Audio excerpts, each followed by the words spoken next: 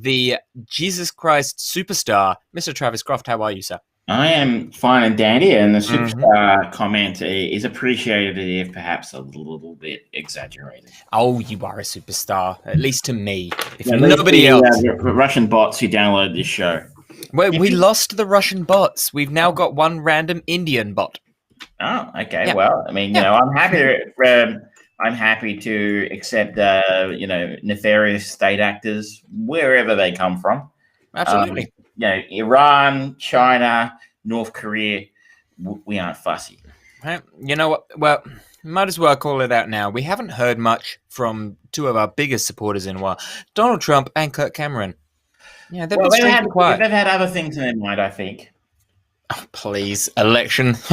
It was all fixed anyway, so, where was the effort needed? Yeah, it was a very clever fix, right? They fixed the presidential election, but not the Senate. They really spent some time working out how can we make this not look like a hoax whilst actually being a hoax. It's next level shit. Yeah, that's the genius of the American left, of which there is none. I do enjoy seeing Americans on Facebook go, "Hey, socialism!" You are an American. You wouldn't know what socialism was if you tripped over it. Yep. Whereas, the American version of a socialist, Bernie Sanders, would be in the absolute center of Australian politics. He would not be remotely controversial. What he said or believed in, but it's kind of a big deal, and he actually has called himself a socialist. So, anyone to the left of Attila the Hun is a socialist in the United States these days. We aren't a political podcast, but we do have friends in high places. I think it's fair to say. Of course, yes. None higher than Jeebus, of course.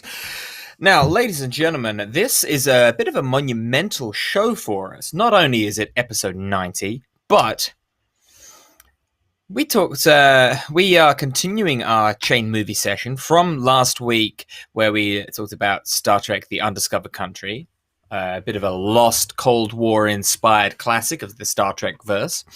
We follow Christopher Plummer into a rather unusual Spike Lee joint of The Inside Man. But the thing that we will be talking about that is a bit revelatory, shall we say, is Travis and I both returned to the cinema after about 8 months or something like that to watch Christopher Nolan's latest movie, Tenet. And we will have some interesting thoughts and feelings on that one. But before we get to that, we are going to talk about our chain movie session because we do have some kind of flow in this show, ladies and gentlemen. And that is me using the phrase "ladies and gentlemen" far too much. Isn't an especially inclusive term. We should work on that. Ladies and gentlemen, children of all ages. And undecided. Undecided, unconfirmed, all of the above. We're going to go into the word fellow travelers. Good evening, fellow travelers. That's an inclusive term. What about if they're stay-at-home people, man? I mean, you travel somewhere, right? Even if it's just to the kitchen. Greetings, all perambulators. There we go.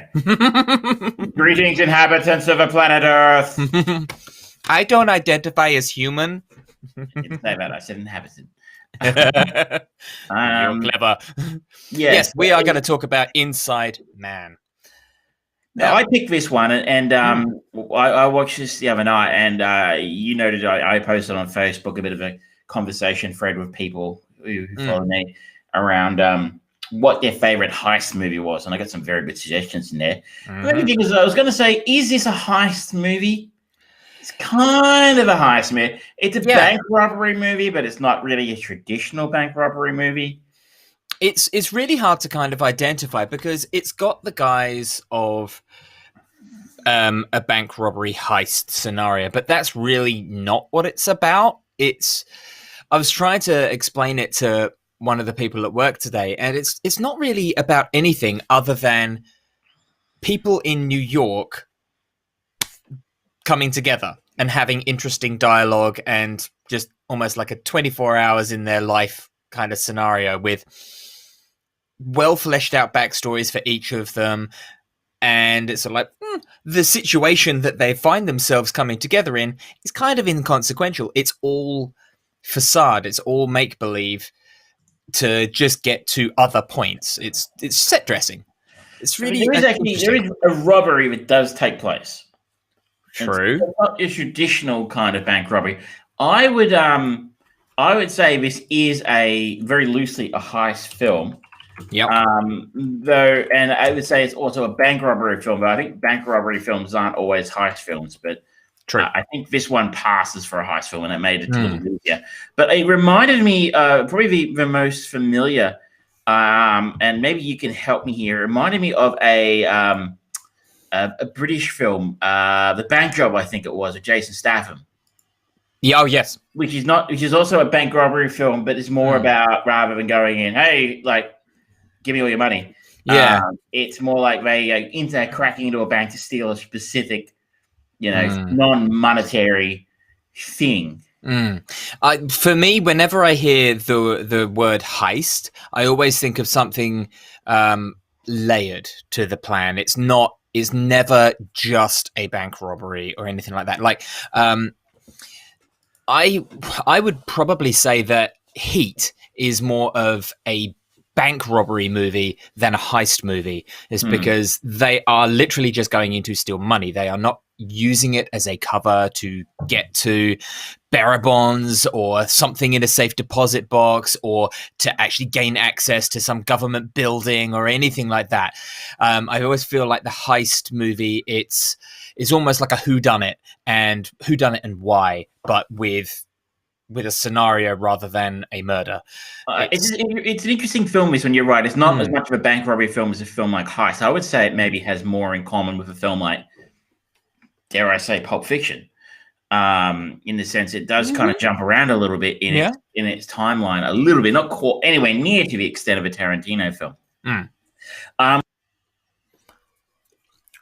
Just lost Travis's audio. Sorry? Can you?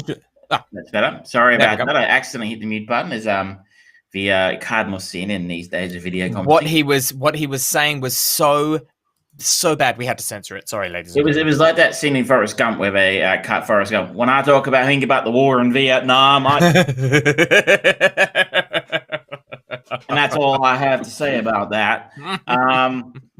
So Inside Man, I was saying it's certainly not the same as a Tarantino film in the sense it's about style. And doesn't play around with its timeline quite as much, but an element is there. What I was going to say was we should probably give a synopsis for people who haven't had the joy of seeing this.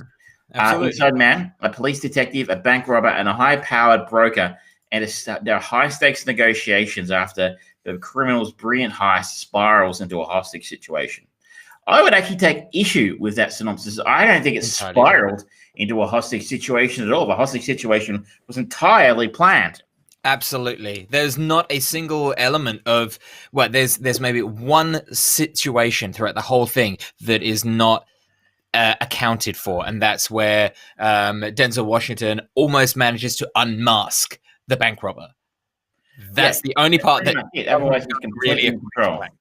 Now this has an incredible cast, as I gave a heads up to last week. If you were listening to last week's show, we have Denzel Washington and Clive Owen as our main protagonists. Denzel playing Detective Keith Frazier, Clive Owen playing the bank robber Dalton Russell. We have Jodie Foster playing the broker Madeline White. We have Christopher Plummer, who we linked to last week's film, playing Arthur Case. Willem Dafoe, Chiwetel Ejiofor. And I think there are a few other sort of more I recognize that face. Yeah, that guy was in that thing with his stuff. He was in that heist movie. Of course, as you said, directed by Spike Lee, which is actually a little bit of a left field move for him, as we're probably more used to more political films, dare I say, from overtly political films from Spike, or films but certainly more socially conscious. More of a racial political message, more deeply built into the storyline. Though it is there in this film. Yep. I think though a character that's not accounted for in the cast there, which plays a major role, is New York City. This is a New York City movie. This is not a movie that could be set in Chicago or LA. Like, I mean, Heat, in a way, I think Heat is a very LA movie. In a way, this New York is an element here. And I think, I'm not sure. I'm going to quickly check. The film that Spike directed before this might have been, hoping it's The 25th Hour, but I'm not sure because that was about. That sounds about right. Would be my first thought. No, he directed She Hate Me in between the two of them, but which I haven't seen. But he did direct The 25th Hour not so long before, about 4 years before me. And I think these two films make a bookend for me, which is Spike's films about New York post 9/11. And 9/11, the specter of 9/11 hangs over this film in an unspoken but obvious way for me. And so he didn't write this film, we should note. He did not write it. It was written by Russell Gewirtz. Has not written anything else remotely memorable. He wrote Righteous Kill, which was shot partly here in Melbourne and is awful. It's not a good movie. Yeah. And that's about it. So one and done for him so far. But I think Spike injects his own. It's a bit like the only film that Tarantino ever directed that he didn't write was Jackie Brown. Yeah. Which was an Elmore Leonard novel. And you just sort of obviously he injects Quentin into everything he does, but I think Spike injects Spike into this, right? Like 100%.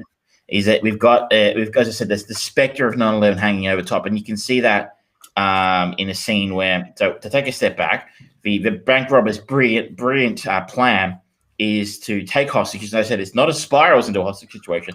It's 100% planned to be a hostage situation.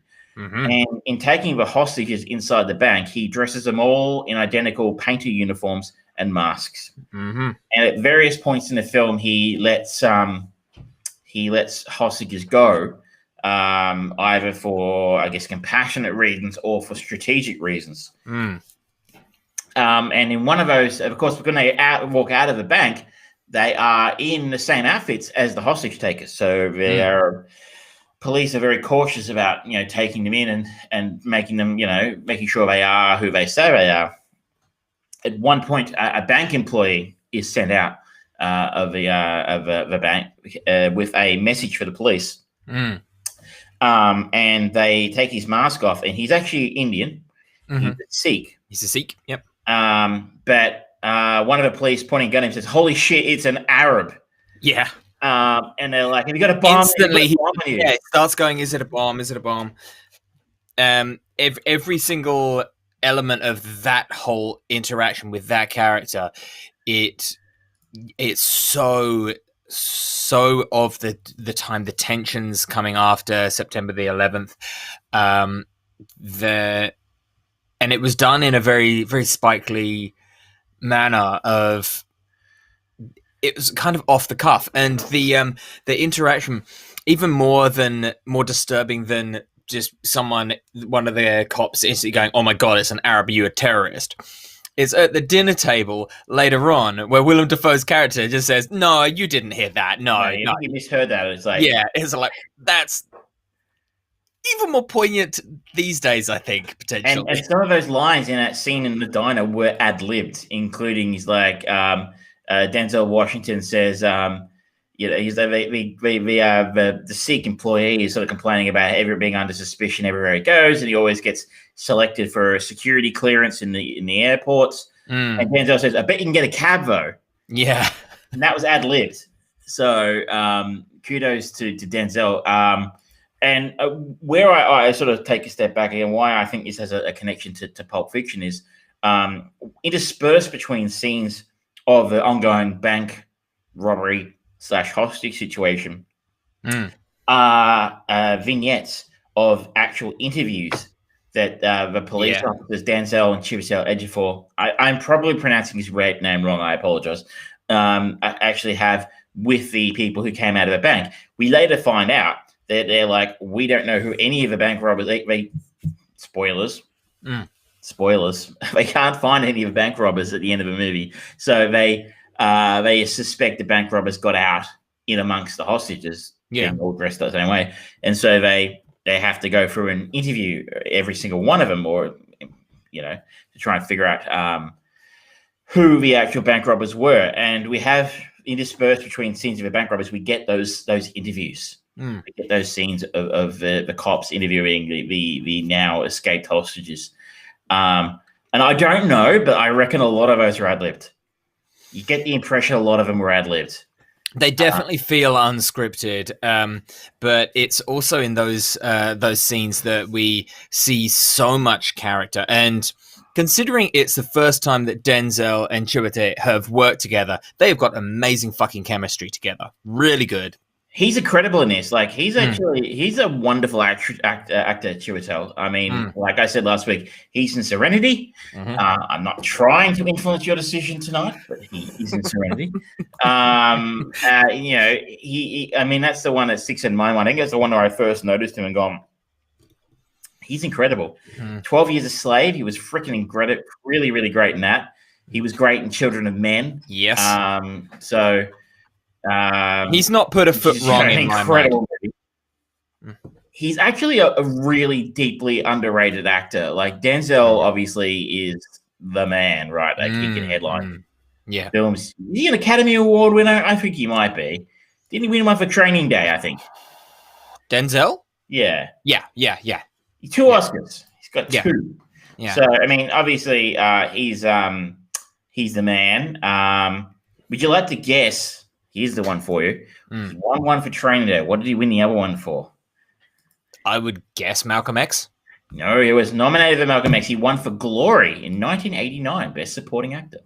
Okay. Best piece of music trivia for you. But topic. So everyone knows Denzel's an amazing actor, right? He's been nominated a shit ton of times, but I don't think Chiwetel's on the same level. He certainly doesn't have the same name recognition. And you know what it would be? It could be because his name's difficult to pronounce. Like, you know what I mean? His name was Bruce Jones, right? Like, but you just know that's a conversation that his first agent had with him. It's like, would you be willing to have a pseudonym?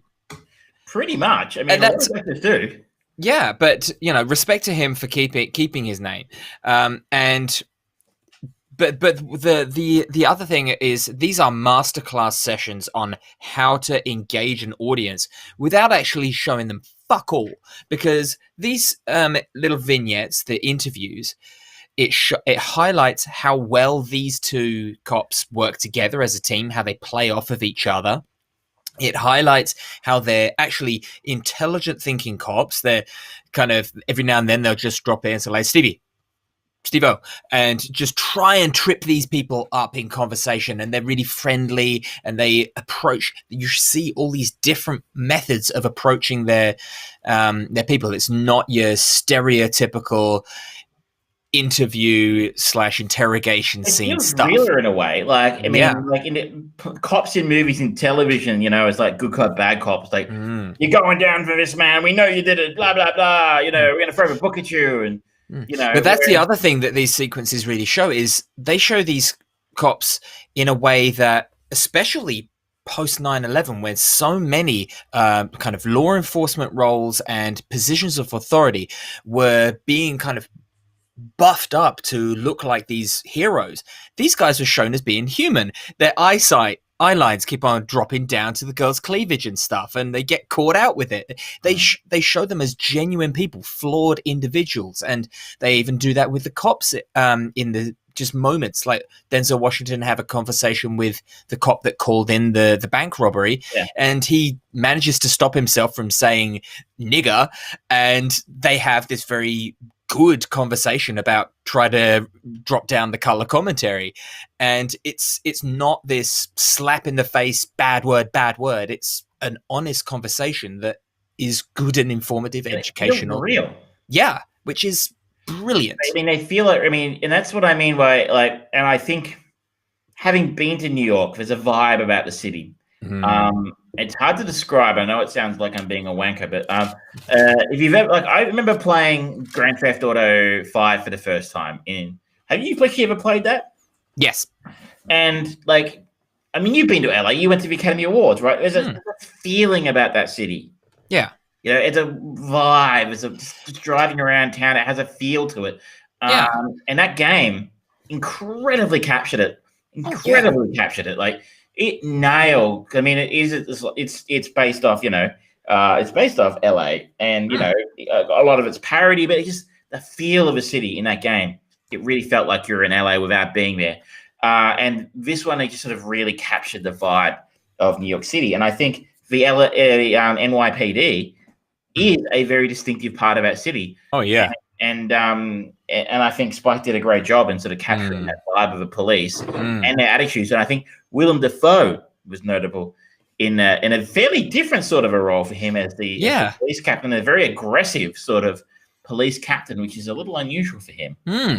He's especially post his Green Goblin Spider-Man period. He's done a lot of kind of safe roles following on from that. He did the voice of the death god in Death Note. He is obviously one of his most popular roles was as the fish in Finding Nemo, and he's done unusual stuff like Antichrist for Lars von Trier. He's really been all over the place. This is a real weird mix of an unusual role for him in a seemingly very Hollywood movie by a director that doesn't traditionally do typical Hollywood movies. It's a weird hodgepodge. It really is, but I enjoyed him in this, and he is a wonderful, very capable actor. So it was interesting. I really enjoyed seeing him play a little bit against type, not necessarily playing a villain, not really playing a good guy, kind of an anti-hero, not even an anti-hero, just like a supporting role, but outside of his normal space. But I found him very convincing at the same time. It felt like a real vibe to his character. I feel like a lot of the success of this movie comes from the setup versus the payoff for everything, going from the interview sequences where you usually expect one of them to be good cop, one of them to be bad cop. They don't do that. They're just individuals. They're humans. With the Willem Dafoe character, when you first introduce, there's that tension and friction between him and Denzel Washington's character, and Denzel says, "Okay, let's go," and he explains to his partner, "Yeah, I'm just going to let him chew on it." And you think that Willem Dafoe is going to be a bit of a hard ass and be that like gun ready guy, but he's not. He actually kind of goes, "No, I've got my job to do. I'm going to fall in line. We're going to do what's right. We're going to follow this through." And even right at the end, when it seems like Denzel has completely lost control of the situation, he feels he's built up this camaraderie with Denzel, and he feels bad when he has to phone up the police captain and say, "Hey, this is the situation down here." It's all very human, and it's none of that. "Oh, well, I saw that coming." Come on, that's such a cliche. That's such a stereotype. Everyone plays against it. Going into the characters that Jodie Foster and Christopher Plummer play, which are actually a key sort of. It's one of the fascinating, I guess, dynamics of a film. It's not just cops against robbers. Yeah, you have this third element in the equation, being Christopher Plummer playing Arthur Case, who is the owner of the bank, or the bank that's being robbed, and spoilers, is essentially the target of the robbers.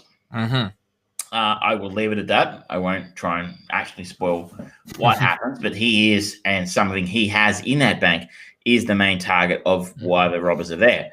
I thought it was really brave for them to actually, just say that Father Christmas keeps the naughty and nice list in a bank vault. I thought that was really ingenious.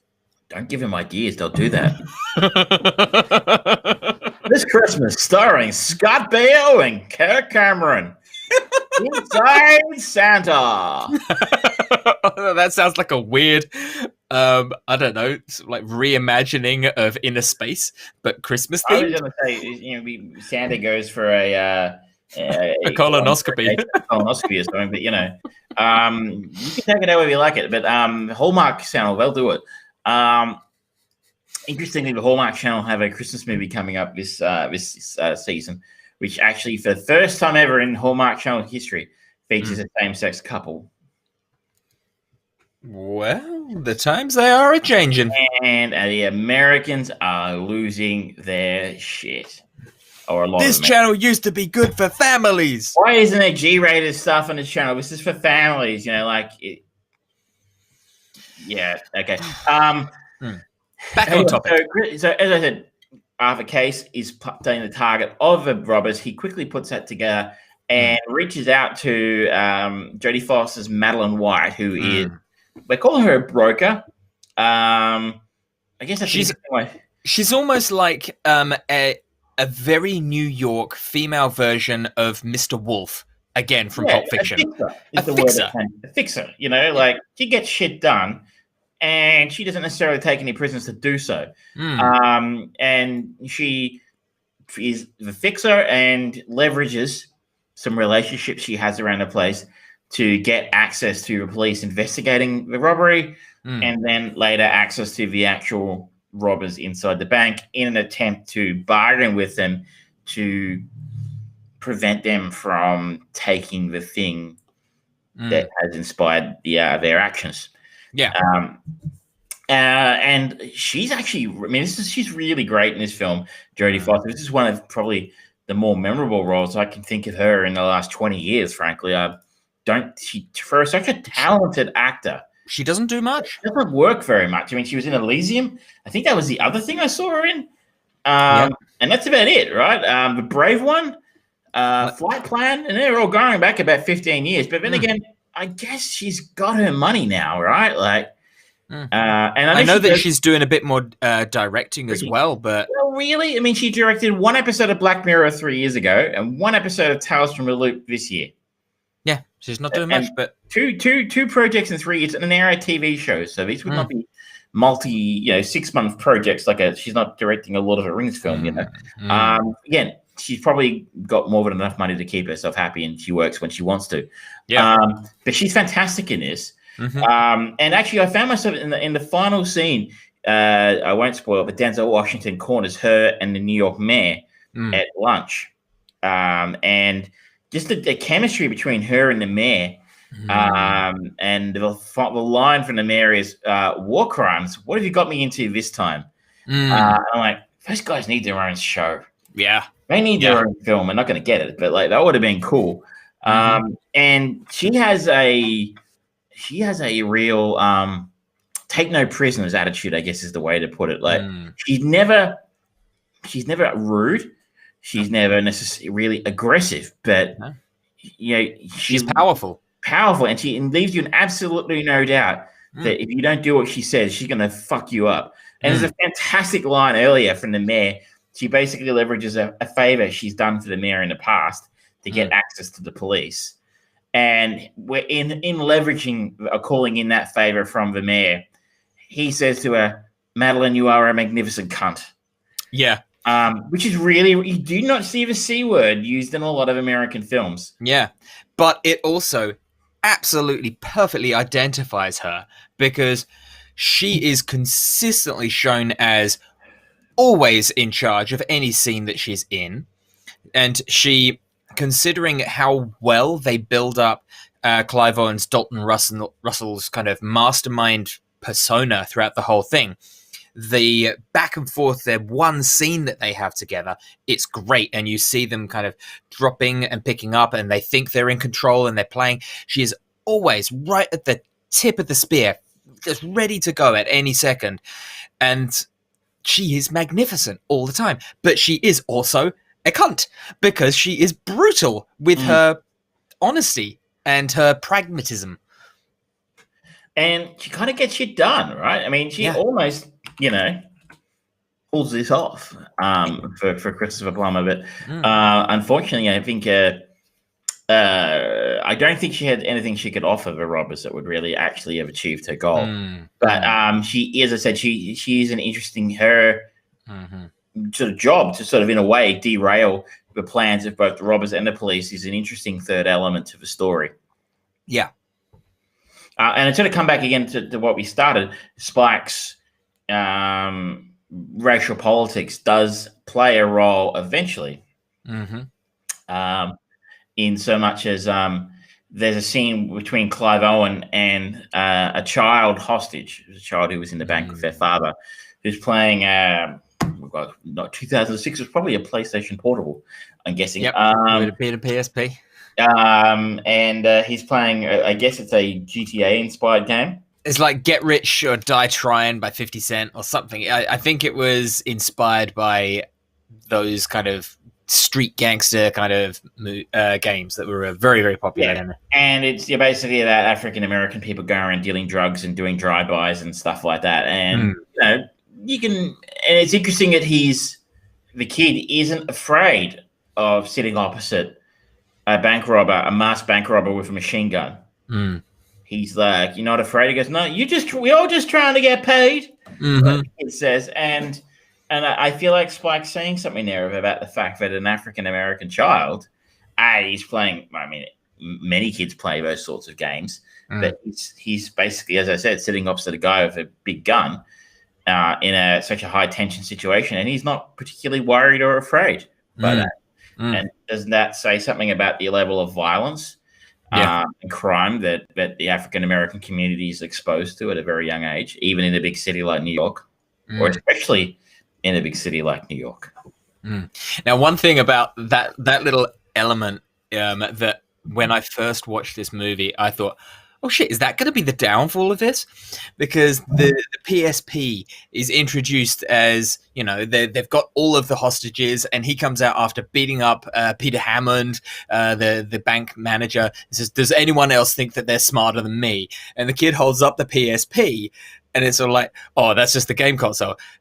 Anyone who actually knows, the PSP was able to connect to the internet, so it could have actually connected to the internet and actually informed. So the kid was actually being really smart and kind of honest, but they didn't play with that, but that's good.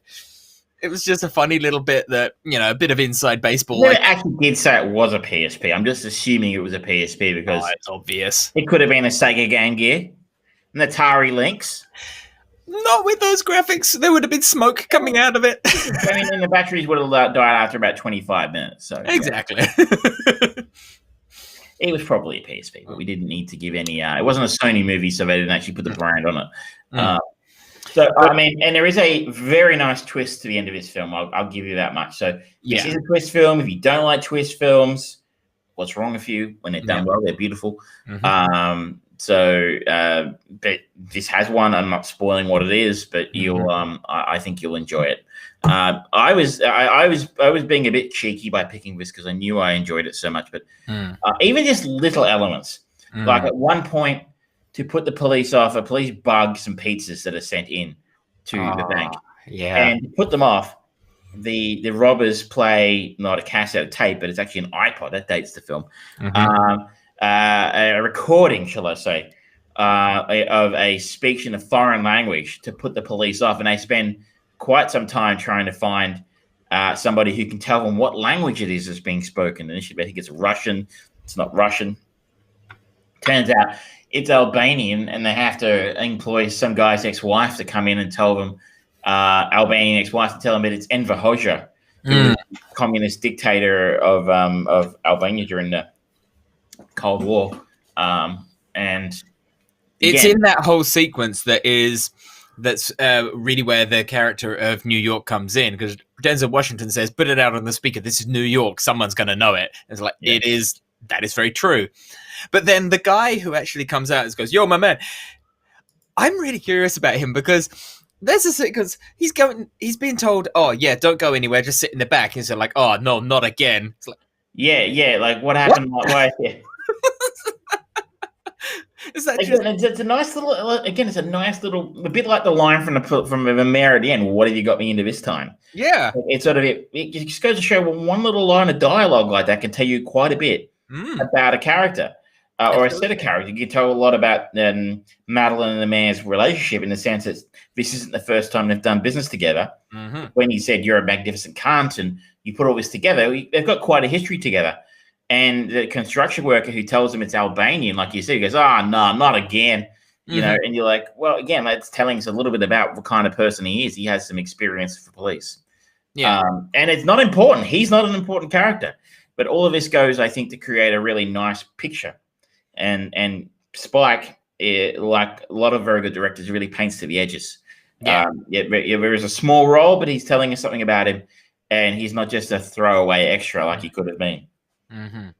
So I think it's very telling of the talent involved in all of this, because it takes a very competent, confident director to be able to go, okay, play with this, because so much of this is character based, and if you get a lesser actor in there, or an unsure director, an uncomfortable director in there, they're going to pull back at a point when they should be pushing forwards, and it's going to feel even worse. And the competency of all of the actors to do those little improv lines that just flesh out a little bit of character, just give the scene a little bit more flavor.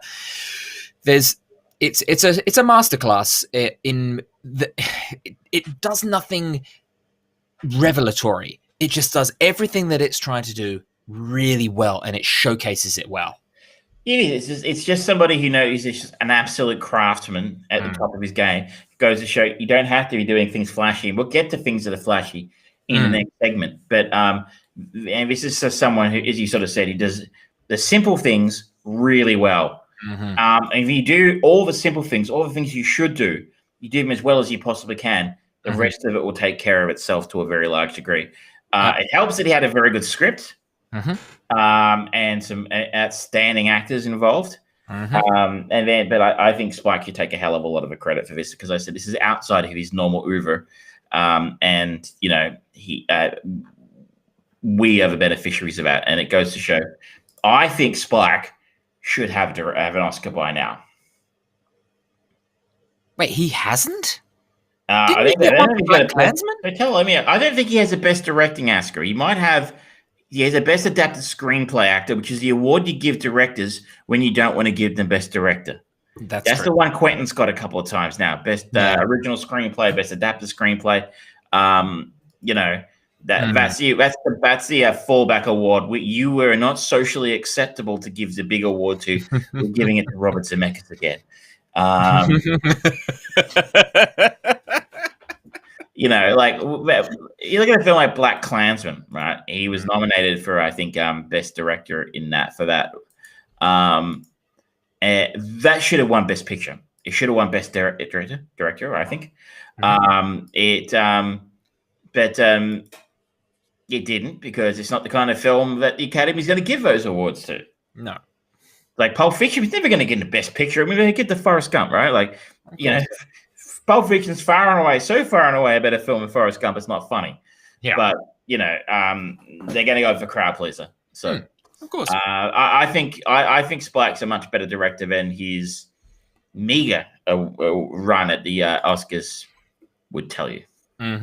I agree. And speaking of Black Klansman, now you may not have realized how much you were seeding going to Serenity as the next movie.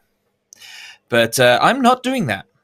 I want to go to Black Klansman because I have not watched that that's movie. That's a treat as well. I have not watched that movie. Film.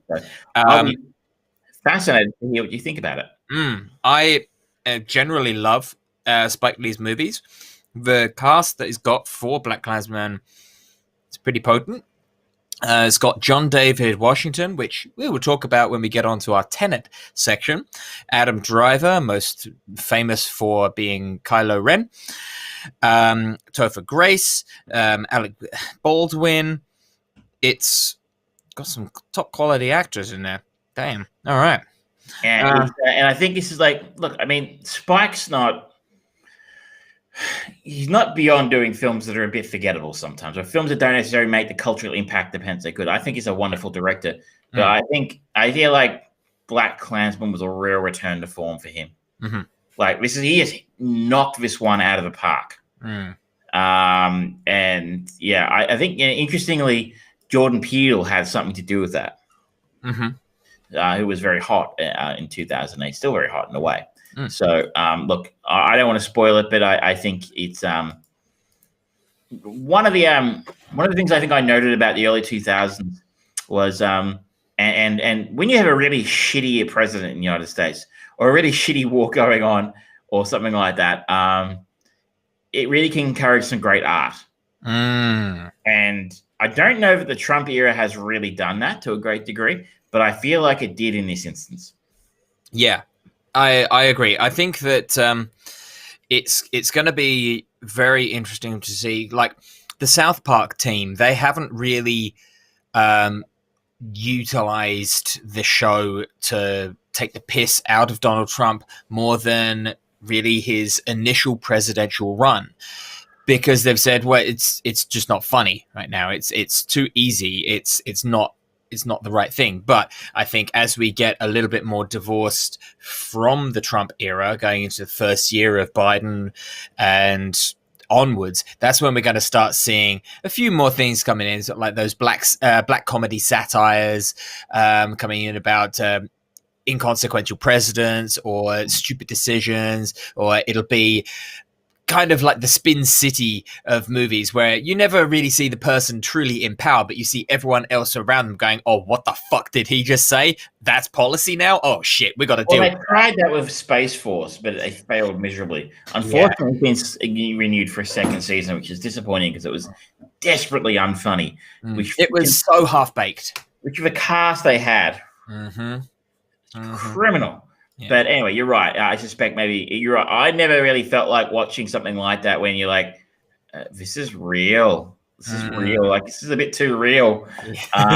Too real, right? Too real. Like, and like, you know, I think there's a lot of the Trump presidency to go in a way. Like, yeah, we all know the guy's been up to some shit, right? Like, he's not the kind of guy who's just gone all out. He's not been a boring presidency on any level, right? So there's a whole bunch of stuff that we're going to find out about once he's out of the office. I know I always tell people when I used to work for a bank, they used to force people, their employees, to go on 10 days annual leave a year. You had to do it.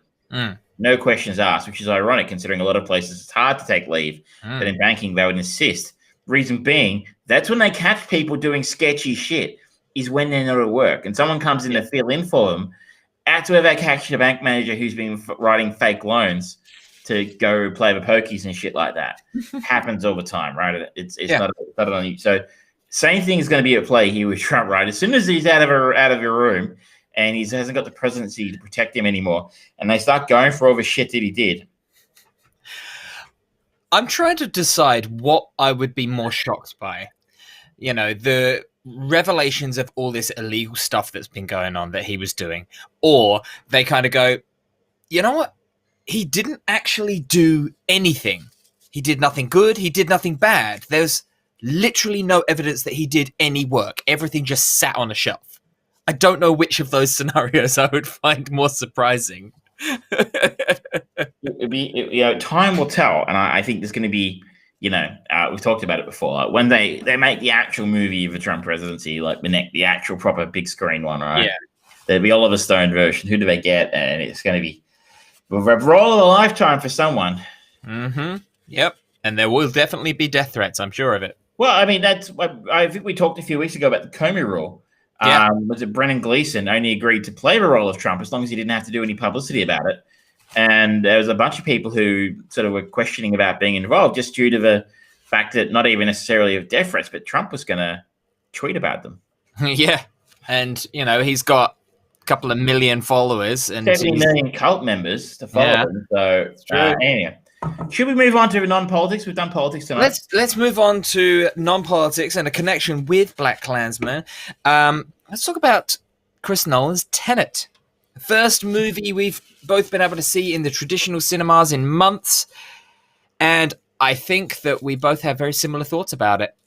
So I talked last week that I saw the first 5 minutes of this at IMAX last December with the new Star Wars movie and said it was the best thing I saw all evening. It was the highlight of the evening for me, seeing that as opposed to the whatever the film was called, The Return of the Skywalker or whatever. And I was super, super excited to see it. And the funny thing is that I didn't notice this time the problems that came to be when I saw it on Saturday. Let's start with the positives here for me. This film looks incredible. The cinematography is perfect. I saw this in 70mm at the Astor in St Kilda. Mm-hmm. In a room which was apparently sold out, and there would have been 50 people in there. Yeah. So I don't know. And you've been to the Astor, right? It is a top notch. The seats aren't that comfortable, but when it comes to sound and the screen's huge, it's a movie power. Was excellent. Yeah, it's was built for that. Yeah. And it looks incredible. The effects are incredible in the sense that what effects there are. A lot of them are practical in-camera special effects, which always look better. Yeah, 100%. There is a scene where they crash a 747 into a building. Not on the ground, not in the air. Crash through a fence into a building while it's taking off. And they really did that. And part of the joke of that was it was cheaper to do it real than it was doing it in CGI. Cheaper to buy a 747 and blow it up than to do it on CGI, which is crazy. Take a step back, as we always do. What is the film about? It's an excellent question, and I walked out of a cinema. I don't know that I could have answered it. So what IMDb says is, and this is the official Warner Brothers Pictures synopsis, is armed with only one word, Tenet, and fighting for the survival of the entire world, a protagonist journeys through a twilight world of international espionage on a mission that will unfold in something beyond real time. I think that's a whole load of bollocks. Well, it could be about that. I'm not really sure. I guess that's the main problem I have with this film. This movie is a great prelude for a TV show. Maybe. I think what it is, I think it's Chris Nolan saying, I wanted to direct a Bond film, but they wouldn't give me the creative freedom I needed to, so I made my own. This is a spy movie. We open with a terrorist taking over a theater in I think it's supposed to be Russia. I think it's later, maybe Ukraine. And we see terrorists take it over, and then we see it being raided by, I guess, counterterrorism police of some description. One of whom is played by John David Washington, who is simply known as the protagonist. Character does not have a name. One of my problems with this film. The characters. So they pump gas to put the potentially the hostages and the terrorists to sleep, and some funky shit happens during the raid, and people are shot and killed, and I don't really know what happens. Like, they grab some guy from a balcony watching the show before he's killed or put to sleep, who seems like he's important. It's difficult to, and here we encounter the first problem for film, the main problem with film for me, which continues right throughout the whole production. The dialogue is largely inaudible. I'm sorry, what did you say? Inaudible,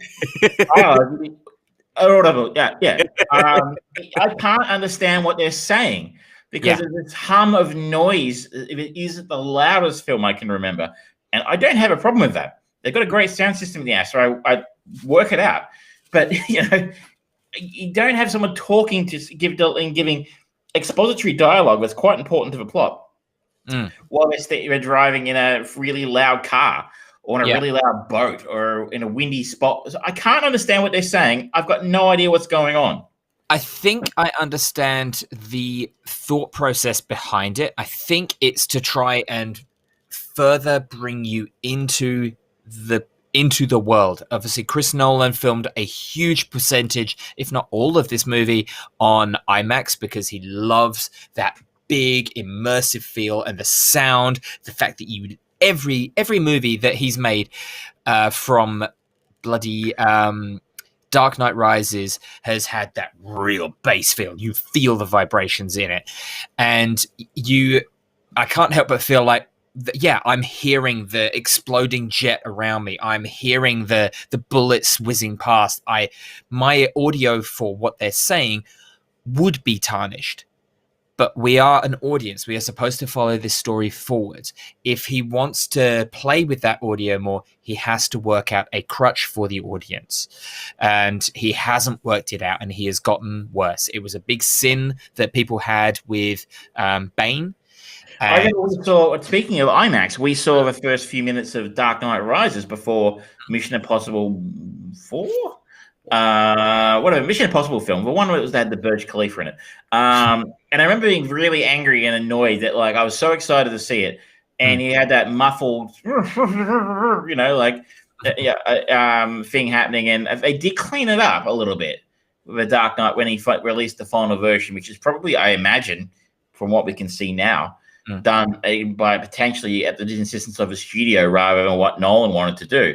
He seems to really like this idea that we not hear. I mean, I think I read something this week that he feels like it's just another element in the soundtrack is a voice, as opposed to, something separate to the soundtrack that should sit on top of it. Yeah. But that is, I absolutely agree that the soundtrack can very well be a character in the movie. And, we talked about it when we went back to The Thing, and Ennio Morricone's music is phenomenal. It is minimal. It is a character. It encapsulates the whole movie so well. And this, and particularly his work when he brings in Hans Zimmer, is so bassy and so it's like, okay, come on, you're really being fucking ham-fisted here. Chris Nolan is phenomenal for cinematography, for action direction, and really capturing the magnitude of those sorts of things. But his sound has always been an issue. Going back to Following, right at the beginning, it was a bit of a trashy audio. And then he did pretty well with Memento. He did pretty well with Insomnia. Prestige was pretty good, but he's never really gotten that great balance. And he needs to work with a real top quality music coordinator on set and in the editing team to really pair that up and get those working together. Because if he gets that together, he will be really pushing something technologically forward as well as doing an interesting story. But he's failing on that one step, and it just really looks like a big old shiny red nose. It's disappointing, and I think he's gone too far for me. This movie, yeah, he's gone too far, and he's become too big. He's become too successful in a way, which I would normally think is a great thing. Like, I mean, we've talked ad nauseum about how annoying it is that everything's a reboot or a remake or a sequel or somehow connected to a pre-existing property of some description. This would cost over $200 million to make. It's a completely original story. It's a wonderful thing in theory, but we have a director here who no one says no to anymore, apparently. Yeah. And we know where that ends up. That ends up with The Phantom Menace. Yeah. Right? Like, no one said no to Lucas back then because he was George fucking Lucas. And we got the prequel trilogy, which ironically now is being rehabilitated in light of the sequel trilogy being so poor. People are now like, oh, well, George's sequels would have been so good. I'm like, would they though? But Nolan, I think, is someone who needs someone to tell him no. You can't do that. Like, how can you, I don't explain to someone. Many years ago, I was in Russia, and they said, "Do you want to go to the movies?" I'm like, "How the fuck am I going to go to the movies? They are all dubbed into Russian. I don't speak Russian well enough to actually understand what people are saying in the cinema." So we went and saw Tears of a Son, the Bruce Willis film. I didn't need to know what they were saying. It sucked. Yeah. Then we went and saw the X-Men 2. What about one was? X-Men 2. Get Xia. Pretty much X2, whatever it was called. Everyone likes X2, that. X2. We went with Night Stalker, which was cool. And there were little gags in there occasionally, which I didn't laugh. Like, there was a scene where Night Stalker was talking and people were laughing. And my friend's like, I'm like, what's that funny? She's like, oh, he's talking Russian with a very strong German accent. I'm like, anyway, but like for the most part, I didn't need to understand what was being said in those films. The plot was fairly self-explanatory through the actions going on the screen. Yeah. That's not the case. It's an incredibly complex story that Christopher Nolan is telling here about, should we give it a go? Essentially, someone in the future has invented technology that allows them to transport things back in time or invert the time's arrow on particular elements. So they're setting there's a war or something, and they're sending bullets back in time to kill people. That's the whole thing. The whole movie, it feels like setup. You never actually get any payoff. Like, you are introduced fairly quickly to Kenneth Branagh being a bad guy, the bad mamma jamma, the one who is going to cause everything. But he's not. He is a quintessential Bond villain, but he's getting sent back stuff from the past. He keeps finding these capsules which have got the uranium and like notes in them and stuff, telling him things from the future and how to progress his agenda or their agenda from the future. We never find out who they are. We come into the story very much as the protagonist is, where he's joining in right at the beginning. He's a complete and utter noob, but by the end of this movie, the protagonist seems to have a pretty good clue on what's going on. We haven't. We've been shown one bad guy, but invariably, this is level 1 of the first game, and you've just beaten the first boss. There are there've been so many allusions to higher powers, more deadly opponents elsewhere in the world and things. We're never given any information to that. And I don't know, maybe it's the curse of all time travel movies of they are now so fucking cliched. You know exactly why shit happens when it's like the, you know, Robert Pattinson, he chases off after one of these masked guys. He unmasks him. He just looks surprised. It's like, oh, okay, I know who that is. It's obvious who that is. That's your superpower, though, right? Huh? That's your superpower. You ruin films for yourself in the first 10 minutes. But I mean, come on. There's only so many things that time travel or time bending are gonna do, and it's always ends up being self-fulfilling prophecy. Certainly in a way that's going to be acceptable for a mass audience. So the film that somewhat reminded me was a film called Primer from many years ago. I don't know if you've seen it. Okay. Look, I don't want to go. In the fact that it confused the fuck out of me, and it was about time travel. where the difference between these two movies, though, is Primer goes really heavy on the science element of time travel, whereas this could have gone heavy on the science. I don't know what they were saying. It didn't. It gave off some basic plausibility. It's like, yeah, that's it. That'll do. That's enough to set up the world that we live in. Things can go backwards. Move on. You either get off the train there or you stay on and enjoy the movie for what it is. This movie is going to piss off a lot of people who, like one of my favorite shows, Fringe. It plays with a lot in the pseudosciences. A lot of people I know who love science watch it and go, no, that's just completely wrong. I can't enjoy this. Tenet is going to piss people off on that same level. At one point early in the film, he's shown a drawer of a bunch of stuff in it. He goes, "What's all that?" He goes, "Detritus from the war to come." Yeah. And I'm like, "Ooh, that sounds fucking sexy." Mm-hmm. That's the last time we hear about this war, really. I mean, some allusions to it later on. Maybe, I don't know. I couldn't understand them. But, we don't really ever touch that. No. And just to take a step from there, I mentioned earlier, characters. Mm-hmm. They were terrible. Apart, unfortunately, or fortunately, I really enjoyed Robert Pattinson's character in this. Me too. Far and away. I mean, don't get me wrong. I think John David Washington is a star, will be a star. Mm-hmm. Like, I think now people will look at, if you wanted to recast John McClane, have a look at him, right? Like, I mean, that's what they might do. I don't think Bruce has done enough. Like, and who would put it past them, right? Who would put it fucking past them doing that? Mm-hmm. But yeah, I think he's a major star in the making. Mm-hmm. And if we didn't mention he's Denzel Washington's kid. And you will see in Black Klansman he has great range because he's very funny in that. So he can do funny, he can do action. He's great. I don't have a problem with his acting. I just don't think the protagonist was very interesting because it didn't actually get written as an interesting character. Robert Pattinson has the best. Well, the lines I could understand, he gets the best of them. My interest level, sometimes I think of it this way: there are certain characters once they're on screen, my interest level in what's going on goes up. And I was more interested in what was going on screen when Robert Pattinson was on screen most of the way through the film. And that's really encouraging to me because I know everybody says he's a good actor. And he's kind of done his best to wash his hands of Twilight, right? But I haven't seen him in anything that really made me go, wow.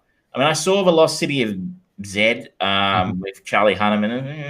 It's fine. It's kind of a boring movie. But I haven't really seen a film that made me go, ooh, Robert Pattinson, eh? He's actually not too bad. And, maybe that's just because I haven't seen a lot of his stuff. But this is the one that made me go, oh, Robert Pattinson, eh? Yeah. Maybe he will be a good Batman. Yeah. Pairing how he performed in this with the teaser trailer that we got for the Batman 4 or 5 months ago at this point, I'm now very curious to see how that goes because he is showing some interesting development as an actor, and he pulled off action sequences as well. Yeah, he has a name in this film. Neil. He's one of the few that does have a name. You mentioned the other character here being sort of the bad guy being Kenneth Branagh's Soviet Russian sort of guy. He kind of reminded me because he played a Russian in the Jack Ryan reboot a few years ago. You'd think it's damn Jack. Yeah. And I was like, oh, your Russian accent is fucking terrible. So I was disappointed to see him pop up again as a Russian again. He's trying to find the actress's name. His wife. Oh, Elizabeth Debicki. Debicki, yep. Who pops up in the latest season of The Crown, by the way, which is interesting. She plays Princess Diana. She also plays the leader of the Gold People in Guardians of the Galaxy Volume 2. Okay. Oh, right. She's very tall. Yes. And very beautiful. And I think she's good in this. But the fact that I don't understand why. So the protagonist does take a number of steps in this film to protect her. So she is Kenneth Branagh's wife. She's not keen on being his wife anymore, but he's essentially keeping her hostage through her son. Is what I could get from his film. Correct. And the protagonist is essentially supposed to, I think, use her as an in to Kenneth Branagh's inner circle. It's a way to get close to Kenneth Branagh through his wife. And then somehow becomes connected to her, or he starts to feel a connection with her, and then actually starts to do shit based on what's best for her. I'm not doing a good description. Basically, he tries to rescue her a few times, right? Like he goes out of his way to save her life on a couple of different occasions. Travels backwards in time at great risk to himself in attempt to save her from a gunshot wound. And I don't understand why. Like, I mean, obviously, maybe it's just because the protagonist is a nice guy, but I assume the people who chose him for this operation chose him because he was good at what he did. And we think of him as a James Bond-esque character. Would James risk his life to save a random person who he has no real connection to? I would think probably not. I mean, maybe if he was shagging her, because that's the kind of thing James might do, but he was in love with her. But, I don't understand. I never really understood or bought why the protagonist gave a shit about her character at all. Kat, her name is. I don't understand why he cared about her or her son, in the sense that essentially what was at play here, I think, again, was some sort of global war which would kill pretty much everyone. And he was risking that happening to save her and her son when, like I said, because I'd never spent a whole lot of time on building up who these characters were. I mean, they probably spent more time on her than anyone else, but they didn't spend any time building a relationship between the two of them. Not really. We flirted with it a little bit, but it was very quickly And you know, especially early on, like just scooting through at 1,000,000 miles an hour, we almost smash cut. That's one of the reasons why I think this story would serve much better as an 8-episode series, because you could spend more time introducing these characters, developing them out, and telling the story. Because all of these characters, it feels like we're meeting them halfway through their journey, but where we were talking about it with Inside Man, where they fill in with a lot of improv, it was all so scripted, because I felt like we were being forced to believe that this was a very serious movie that we have to take serious consideration for, and not just enjoy. Here we have created this feast, please. If everyone seems so strict and has to adhere to these rules, and that's part of the problem with time travel as a medium. It's cause and effect and reaction. So improv is kind of the bane of any time travel story, I guess, because you then get into, you were destined to do that, so it's not really improv, blah blah blah. But they're never given any time to actually develop their own characters.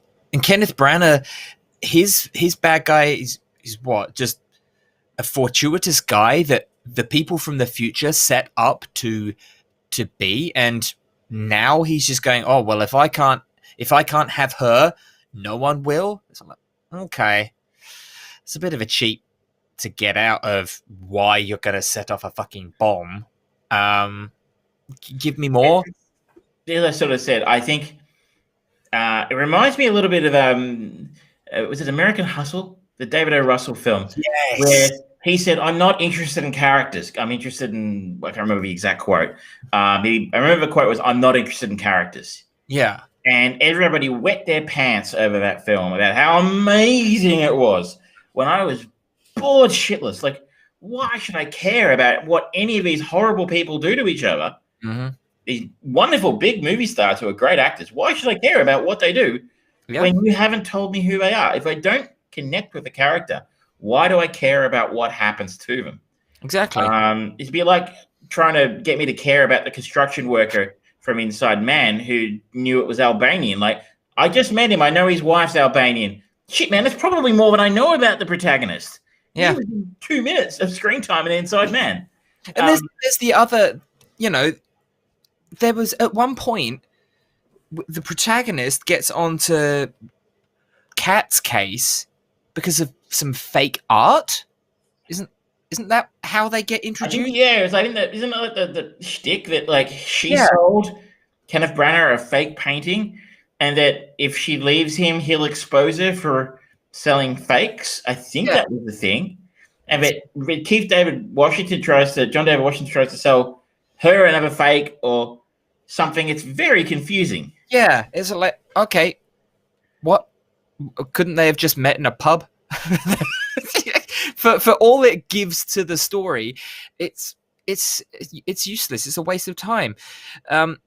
Because I would love to know, the concept of a war in the future, which was started because people were sending shit back in time for their own agenda. That's HBO sci-fi fucking gold. You've got the parallel timelines, one in the future, one in the past, how they converge and feed one to another, etc., etc. That's grand storytelling that so many channels, Netflix, Amazon, Stan, all of these fucking services, they want that big narrative story over multiple episodes. This is primed for that. There's a lot of potential story here. We're just introduced to basically none of it. It's disappointing because so much effort's gone into it, and they got so much of it right. The actual there is a big battle scene at the end. Again, I at that point in time was out. I had given up. I had no idea what was going on, why anybody was doing anything, or what was happening, really, for the most part. But from a choreography and from a filmmaking perspective, it looked amazing. Oh, yeah. And to take a step back, there are basically during a battle, there are troops going into the battle with time going forwards, and a bunch of troops coming in with their time going backwards. So basically, you got two different groups of soldiers moving in different directions in time.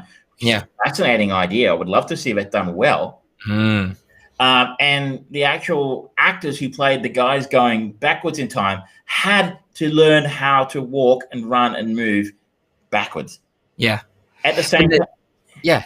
There's so many explosions going off all around them. Yeah, there's like reverse explosions and like, oh, they're just filming it backwards. So like, yes, but they also use it as a tactical thing as well. There's a moment where they're waiting for cover and you see this building that's been demolished and you think, oh, it's going to reform and go backwards and it's going to be okay. But no, they time it so that it's reformed and then it blows up again straight away. So it was always destined to be down at this point. It's like, that's really brilliant tactical understanding. And I would like, going back to my TV episode, if they had an episode that's literally them just planning this whole sequence through, that would be fucking brilliant.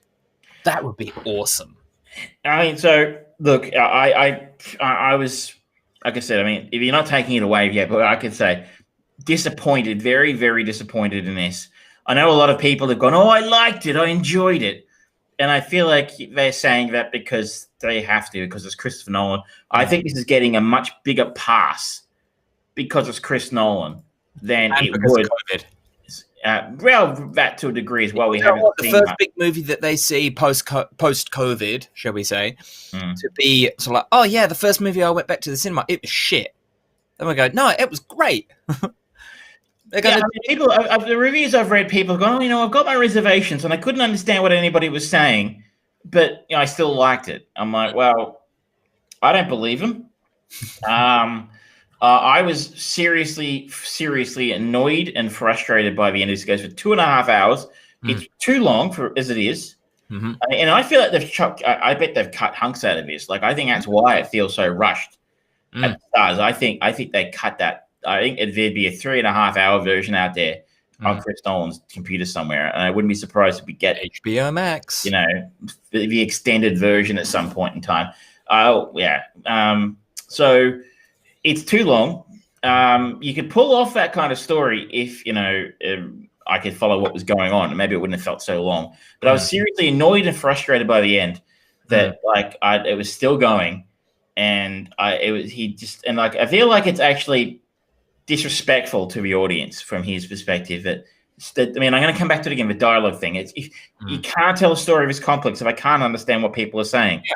I don't care what you think about what you think with voice to be part of a soundtrack, or what your theory about soundtrack should be. I'm paying my hard-earned to come and see a movie. I need to understand what people are saying. Or give me subtitles. Yeah. You know, if you seriously don't think I need to understand the actual sound, give me subtitles. I'll see foreign films. You know, or you want it to be a silent film. Fantastic. I've got to have. They had fucking subtitles as well. So it's got a bigger pass. If this was by Martin Campbell or something, right? Like or Joe Nobody, they'd be sticking the boots into it. Oh, he wouldn't have got a $200 million budget, but they would be sticking the boots into it because it's they could. They're just, I think it's getting an easier run from people because it's Chris Nolan. And, you can't, he's almost the golden boy. You can't criticize to some degree because everything else he's done today has been so fucking good. I'm just quickly looking at, right. So, interestingly, his 4 kind of sci-fi modern set movie, shall we say, of Inception, Interstellar, and Tenet. Inception is sitting at a Metacritic score of 74. So is Interstellar. This is sitting at a 69. And for me, I think that Inception is the best of those 3 movies. And it's because it's got that espionage element that Chris Nolan very clearly likes. He injects that espionage element into so many of his movies. It's got the action. It's got that highbrow concept of going into dream state. And in this, in Inception, it's really easily explained, and you just go for the ride. Interstellar, he plays a bit more with the science, and it's like, okay, I'm still following along, but I'm having to work hard. In this, he pushes too far into, I want to dazzle you with my genius. And it fails. It's the cardinal sin of movies. He kind of forgets the story. And I think it's very telling that the Metacritic score has gone down, and I think rightly so. I think that Interesting, Dunkirk has a 94, which is a much safer movie than those others you talked about there. Mm-hmm. I'm happy, like I said earlier, I'm really happy for him to make risky films.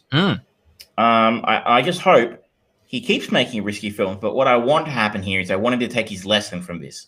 Don't disrespect your audience. You know, like, there's a reason why people need to hear what's being said on screen. You know, like, there's a reason people like John McClane. He's a character. We get to know him. We like him. We want to follow. You know, I know it's a cliche, but, you know, there's a reason that shit works. Is that, you know, like, we got to learn about Matthew McConaughey's character in Interstellar. I thought that was a bit corny myself, but, you know, it was nowhere near as annoying as this. We got to know Leo DiCaprio's character, Hoyt, I think it was, or Hoyle or something.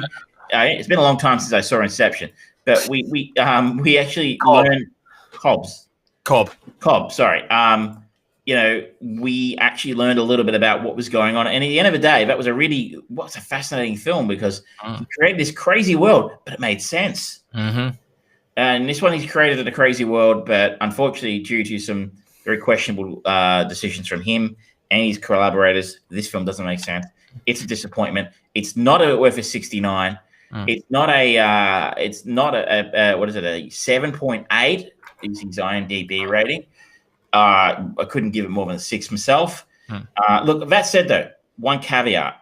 I will probably check this out when it's on streaming or on Blu-ray, so I can watch it with the fucking subtitles. And you know what? Maybe it'll be a 20% better film if I can understand what people are saying.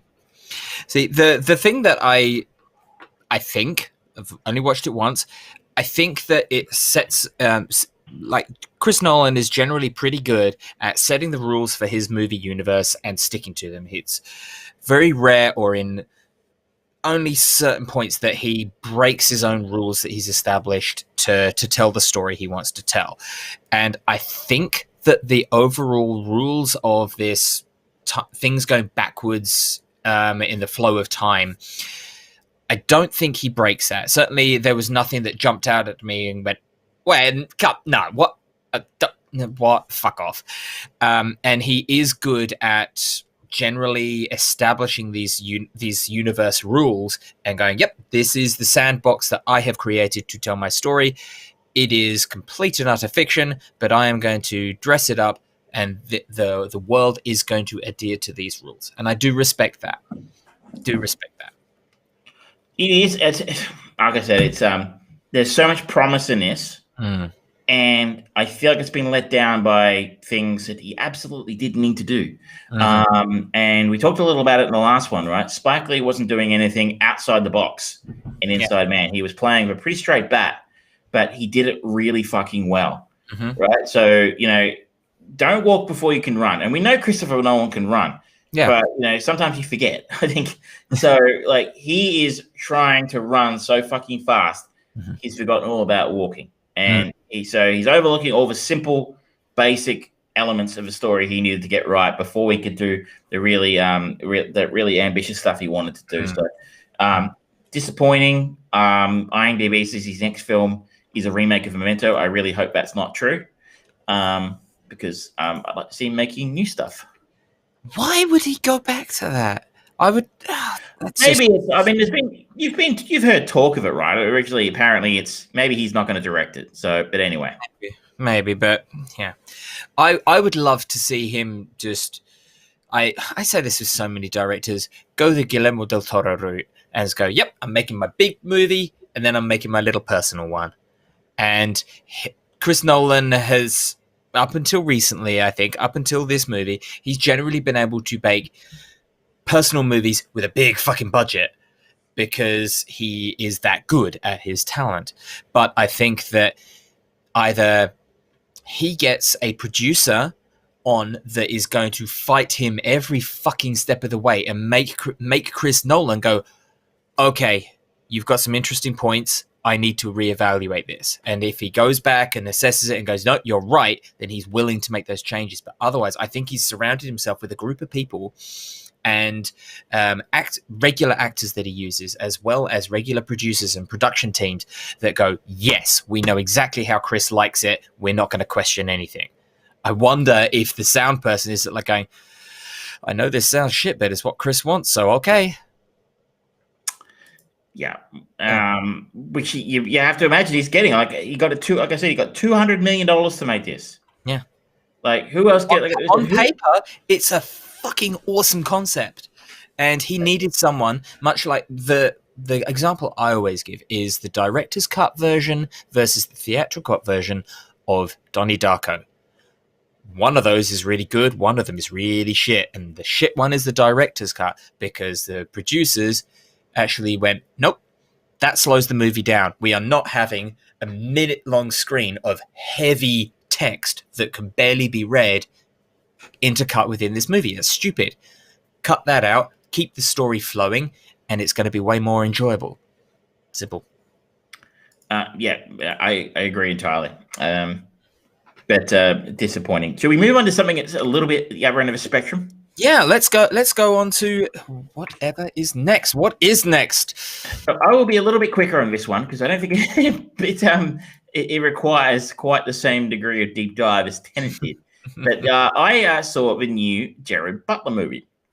It's going to be landing on Highbrow. This is going to be landing on Amazon Prime, I believe, in Australia. I got access to an early copy through my contacts in the industry. As I have many.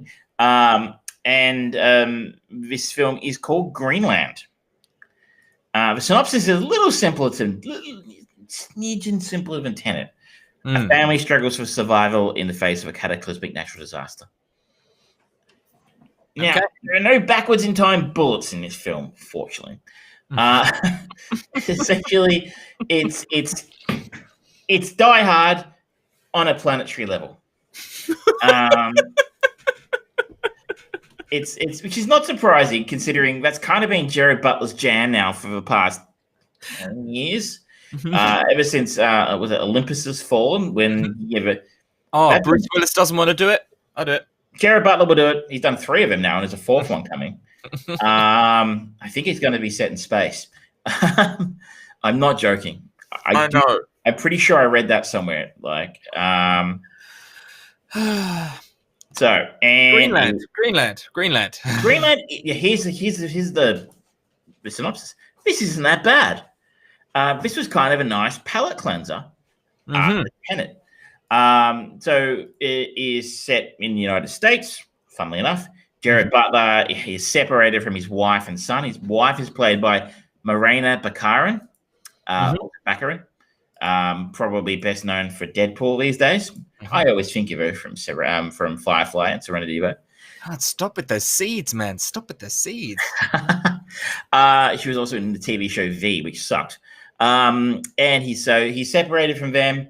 However, he is moving back in home, looking to move back home soon, and sort of they are in the process of reconciling their strained marriage. Against the backdrop of this is a newly discovered comet, which is going to pass very close to the Earth, and is given the dumbest name for a comet I think I've ever heard. His name is... Sorry? Philip. Close. Clark.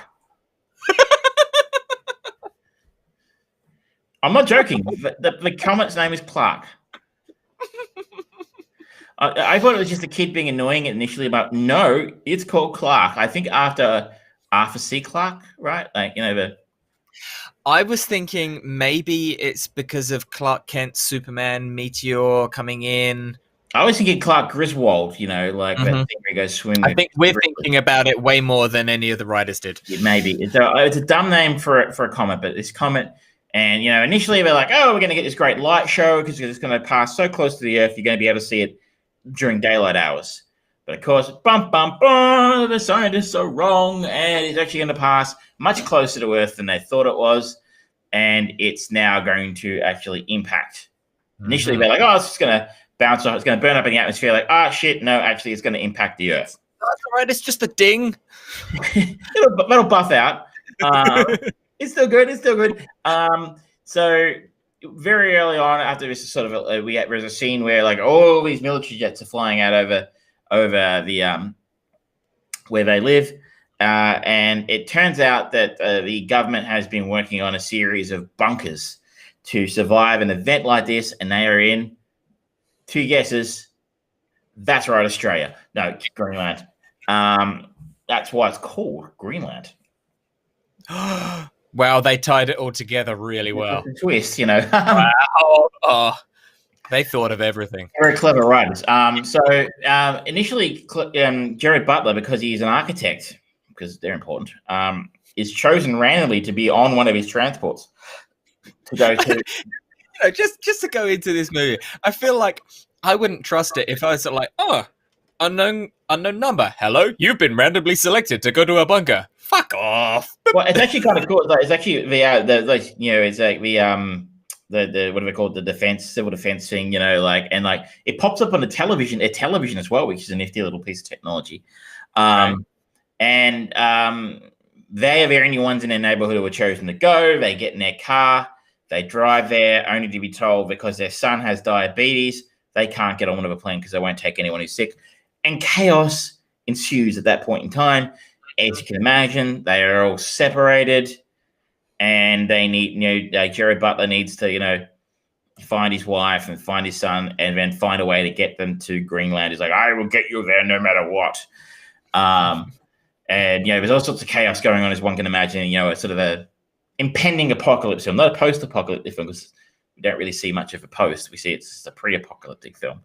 And the world's going nuts, and shit's going to hell, and he's trying to sort of navigate the crazy world that's the world that's gone crazy, and save his wife and kid, and escape to these bunkers in Greenland, in amongst while some of the early sort of comet parts starting to impact the country. The first place they wipe out is Florida, and there is widespread celebration at that fact throughout the world.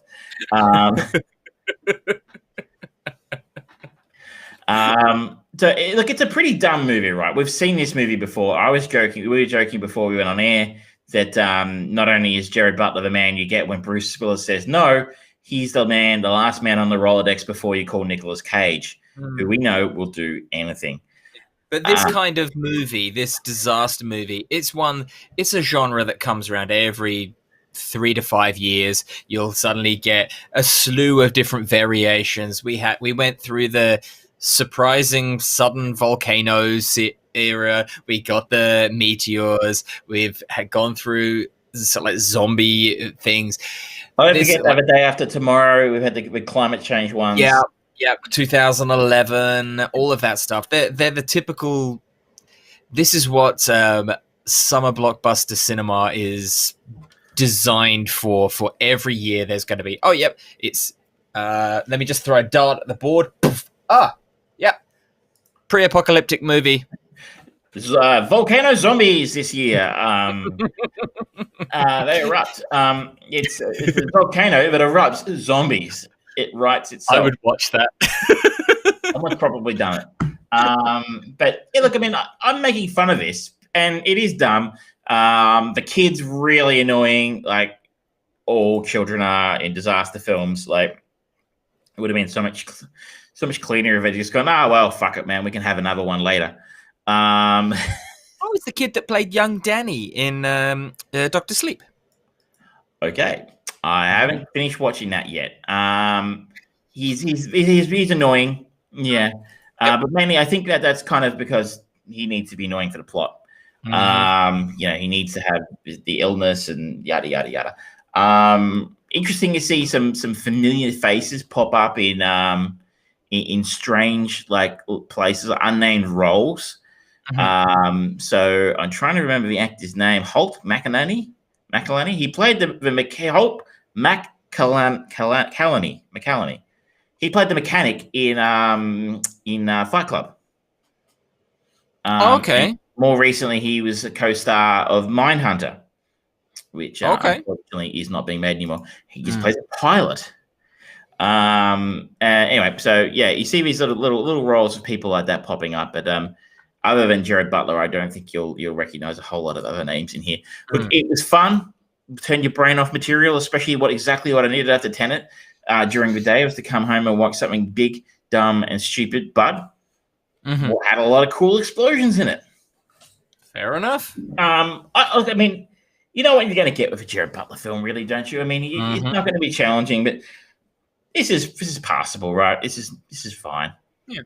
This is better than Unhinged, which I talked about a week or two ago. Okay. All right. Cool. Well, I'm just going to quickly talk about a couple of games that I finished on Xbox Game Pass. And they are all much older games, but I finally got around to finishing them. I finished Titanfall 2 because EA Play is now available as part of Xbox Game Pass Ultimate, which is nice.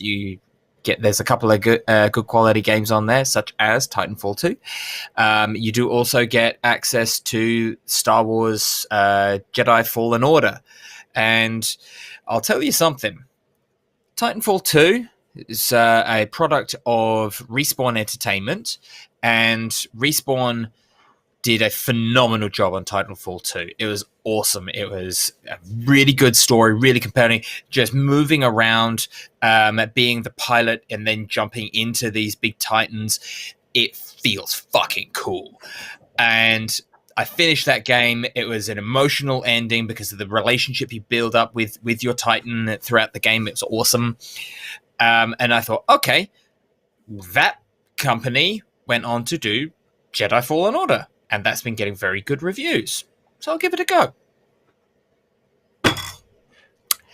It's getting a pass by so many people because it's the best Star Wars game in years, which isn't saying much. It's a very low bar. Yeah. And unfortunately, it's kind of trashy.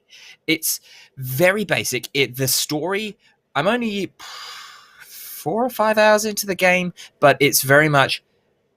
None of the story is actually consequential to the narrative of Star Wars. It's not really trying to tell its own story. It kind of feels like a flick book of, oh, you've heard about this planet. You've heard about these things. If you've gone into the canon, you might know about Dathomir planet, and oh look, those guys are they're the same species as Darth Maul was. And it's kind of like, oh, that's cool, but the action, it's trying to be like Jedi Academy, where you're slowly but surely relearning, because you are a Padawan of a Jedi, relearning all these different abilities, and you've got kind of slow time, push, you can run along walls and things like that, and none of it feels empowering. And the running on walls, it's awful when compared to, this is the same company, this is the same studio that made it so fucking powerful and amazing to do in Titanfall 2, and it just doesn't feel good here. And the story is kind of like, all right, this is just basically a bunch of fetch quests in relatively pretty environment. I've got a new 4K TV, so it's on the Xbox One X, and it's pumping out as good a graphics as it possibly can at this point, really. And it's just like, okay, this looks like every other game, and it's I'm very disenfranchised with Star Wars. I've made I've not made that a secret. But this is kind of like, all right, this is a very good Hail Mary. We need to produce a narrative-based Star Wars game because no one likes the fact that we're making Star Wars Battlegrounds and all of that stuff just online. Let's do a narrative story, and the one that everyone was really interested in by the creator of Uncharted games, that died and has gone nowhere. So this came out, and it's like, okay, they canned that one. Yeah, and the early footage of that game looked awesome, and the opening, like the tutorial level where you're playing the character, I think his name's Cam or something. You're going around and you're learning how to maneuver around it's actually pretty good. And in that opening, there's this cool sequence where you're kind of sliding down the side of a fallen Death Star Destroyer or something like that. But then they use that fucking sliding thing about 1,000 times in every goddamn level. It's like, okay, just boring. Get the fuck on with it. Give me something else. Put me on a speeder. Do something. Don't just slide me down like I'm fucking... Come on, do something new. It's boring. So it's really disappointing. Titanfall 2, phenomenal. And Titanfall 2, I think, Titanfall 3 became Apex Legends. No, that's a different company. No, it's the same mob. Respawn Entertainment did. I'm certain they had something to do with Apex Legends. They were going to make a Titanfall 3. No one played Titanfall 2. So they went on to make, I'm sure that they had something to do with Apex Legends. I'm sure I read that. Maybe, but... Do you tell me I'm wrong, people? It happens. Oh, yeah, no, Respawn. Yeah, they did Apex Legends. But that's why it was such a big deal when they got to do the Star Wars game. We were like, hey, they fucking nailed Apex Legends. If you like Battle Royale shit, they did really nicely on that. They kind of changed the game up a little bit with that one.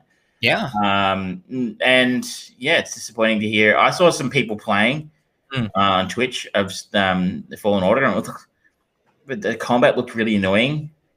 Yeah, it's Dark Souls-esque. You can't, as you develop as a character, in any character, as you unlock new abilities, new powers, you should feel more and more powerful and more godlike and really impressive. And especially when you are building up a character to be a fucking Jedi, you want to feel fucking powerful, and you want to be able to just destroy stormtroopers. And it's boring. It's boring. It's like, I can knock back a laser and shoot and kill the stormtrooper. Yeah, I don't care. It's boring, and it makes combat really easy. And the way that you duel and parry, it's not well done. It's trashy. It's very basic, and it's more cumbersome than it needs to be. That's all I'll say on that. I will just quickly go on to Gears of War 5, or hashtag Gears 5. This is awesome. It's great fun. It's overlong, but it's actually, I really enjoyed it. Like, I didn't play Gears 1, 2, or 3. And so I joined when the Coalition, I think it's the Coalition, is the new studio that took over from Gears 4 and Gears 5. And I've, I guess, grown up with the new characters rather than Marcus Phoenix being the main character, and I actually really enjoy it, particularly because of Kate Diaz, the character voiced by the love of everyone in D&D's life, Laura Bailey. She does a really good job of building these characters up. I feel very invested. The gunplay is really good fun. That duck and cover. And fuck, does it look good. Holy shit, is it good. There are only a couple of places where they are putting so much fucking shit on the screen at once. Like, you're going through this desert on this like wind-powered skidoo kind of thing, and there's like winds coming down, lightning bolts, glass being blown up into the sky and becoming crystallized. It looks awesome, and it feels intense, and the sound design is really good, and it just feels amazing, and it's ticking along great. And then you'll go through these jungle areas, and it's like, oh, it's a little sluggish here because it's really fucking trying to stay at 4K. Whew, but it just looks good. It's not trying to do anything particularly new or innovative. It's just trying to do what it knows it wants to do very well, and I really appreciate that. So, a bit of a shout. I've only played one of those games before, and I absolutely hated it. That was the first one. So, and this is on. Is this on Xbox? Game Pass. So, if I have time, I might download it and have a go, because, like I said, hated it. The first one, like, it was so boring, and it's like not my kind of game at all. But like, I've given credit, and maybe they've come away since then. You know, that was a while ago. I have since gone back and tried playing, because they did a remaster of Gears of War 1 with much prettier graphics, and it does look a lot prettier, but it was still, you can still feel that it's designed from a different time, where it kind of feels cartoony, the movements and the actions, and there's kind of a bit of that bro wars kind of attitude to it.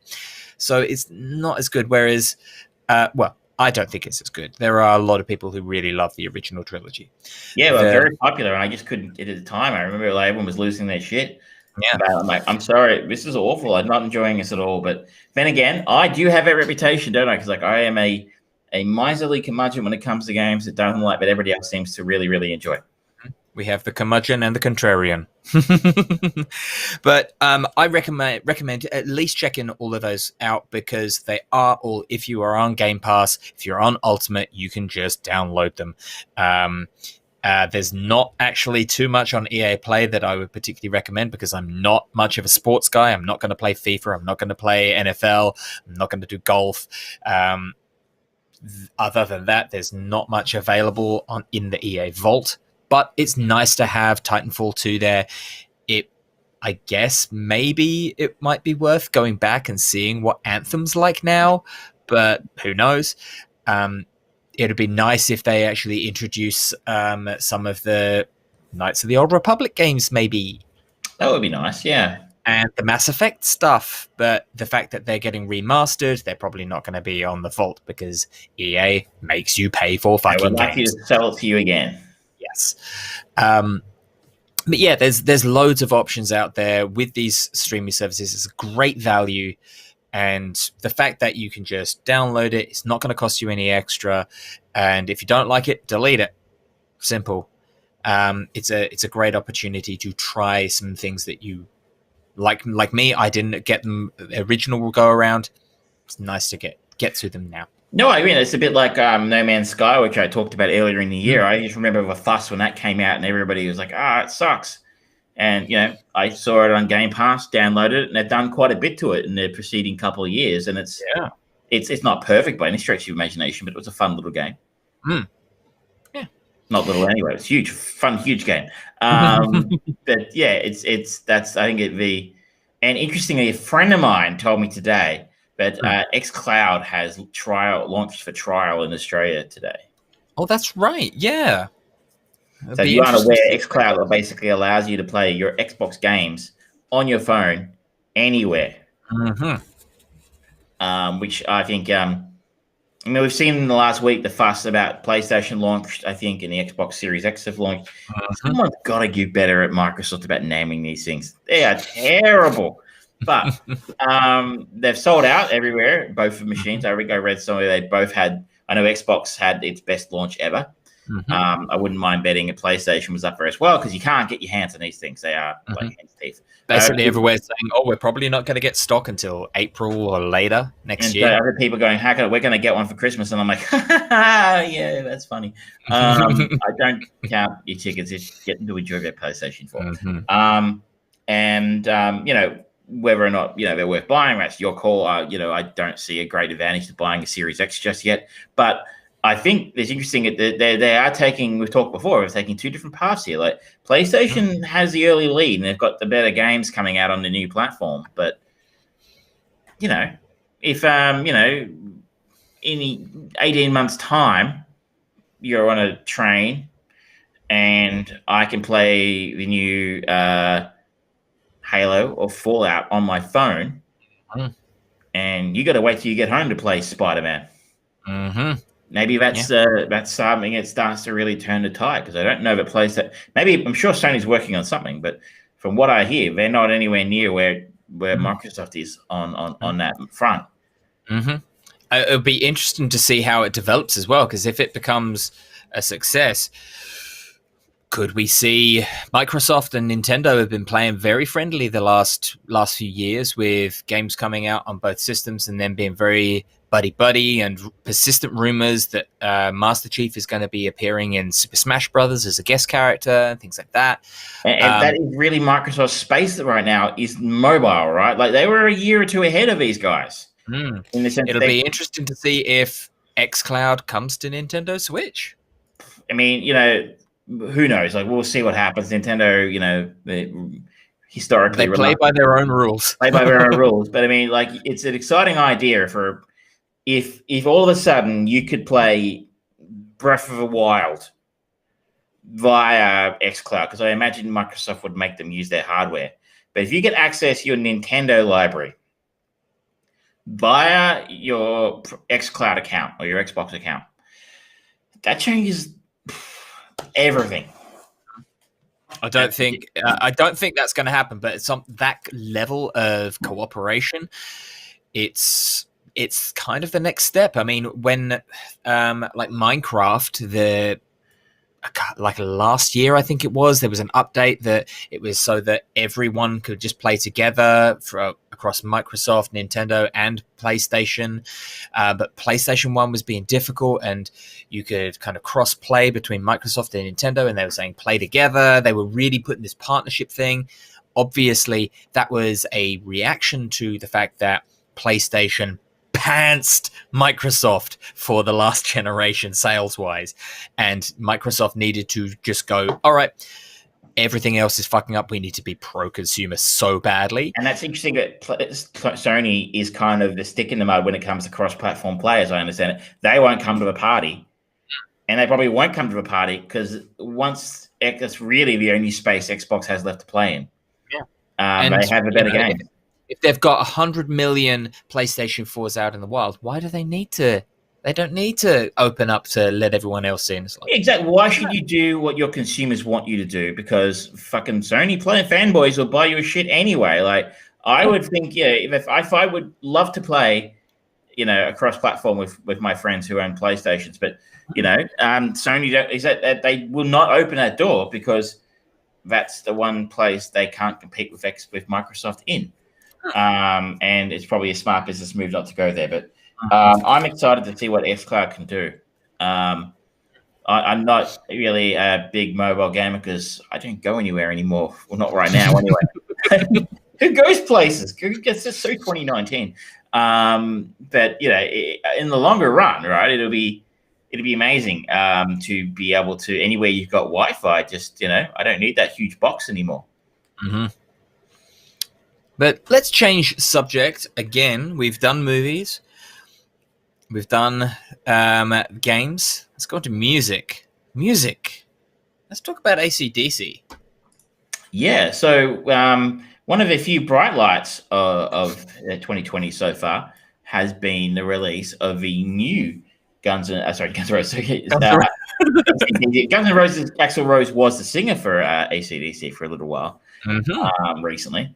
The first new AC/DC record in 6 years since Rock or Bust. We have Power Up. Came out last Friday, I believe. We had the single Shot in the Dark, probably a month or so ago now, I think. And this is the classic lineup, or the classic, the most memorable lineup, minus Malcolm Young, of course, because he's dead. But we have Bruce Johnson back on vocals again. Angus, obviously, lead guitar. Phil Rudd playing drums. Stevie Young, who is Malcolm Young's nephew, playing rhythm guitar. And I should really remember the bass player's name, but it escapes me. It doesn't matter. It is. I think he would think he matters. I'm sure his bank account matters. But he is the guy who's been playing bass for them for a very long time. So this is your classic, largely the classic lineup. So as I said, for a while, a few years there, Axl Rose had been doing vocals. Brian Johnson actually had to retire because of hearing problems for a little while. I don't know what's happened in the meantime, but apparently he's back in and he's doing vocals here because I don't know. I heard Axl do some vocals for him sometime. I would have been curious to see it, but I'm like, nah, not quite. Now, I like the interesting thing about this record is the songs are still being credited to Angus and Malcolm Young. So, despite the fact Malcolm has passed away a couple of years ago, I think, and he actually had been out of the band for a little while before that because he had been suffering dementia. However, from what I understand, the word on the street is he left a lot of unrecorded material over the years, and ideas and riffs and stuff. Almost a box of riffs, I've heard it called, which the band have basically taken stuff that he's done in the past and then worked it into this record. I quite like it. Now, I am not a massive AC/DC fan. I actually don't know if I ever bought any of their records, but you've got to respect what they've done, and I find them, a fascinating band to look into because they are such an influential group. This, if there's a criticism of AC/DC, it is that they sound the same they've been making the same record for 40 years now. If you like AC/DC, you're probably gonna like every single thing that they have ever done because it all sounds kind of in the same ballpark. There was a little bit of stuff on this record though that's a little bit different for them. Through the Mist of Time is a very different sounding song to what most AC/DC songs sound like. It's fair. Now, I don't know. Have you been traditionally much of a fan at all? I've always enjoyed some of their stuff, like the classics that come out, Thunderstruck, Back in Black.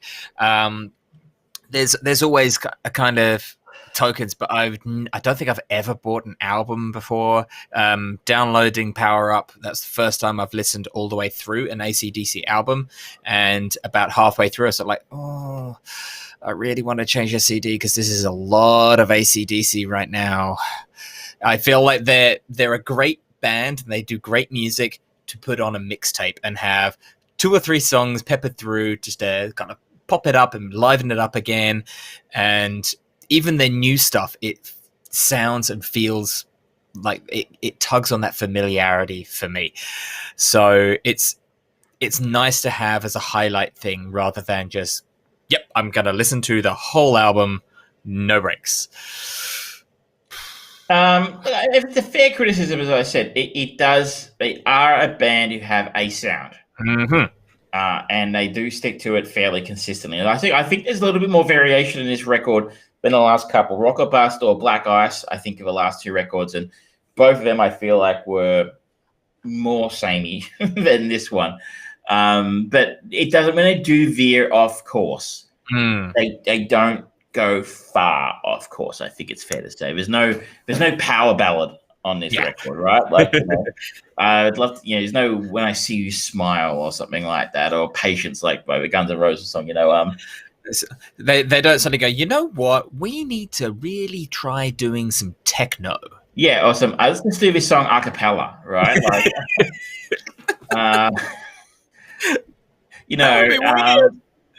that would be interesting. Or let's do a cover, or something like that. It's basically AC/DC flavor, right? And that's it. You can have any flavor you want as long as it's chocolate. That's kind of what you get from AC/DC. I think you nailed it, right? If you like AC/DC, you're probably going to like this record quite a bit. It's just them doing what they do at a very high level. I think this is a great record for a bunch of guys in their 70s. Yeah. But if you said, if you're not a fan, you might find it a little bit of a stretch. Yeah. Because as you've pointed out, it's kind of one speed. That speed is very good. For I would say for a rock and roll fan, especially for an old school rock and roll fan, because it's a very bluesy rock, which is their sound. Everyone should, honestly, if you don't know AC/DC's sound, then where have you been hiding, right? I mean, Black in Black, I think, might be the highest selling rock and roll album of all time. Certainly one of them. And the fact that it was so heavily featured as part of Tony Stark's character in the Marvel movies as well. It's like, come on.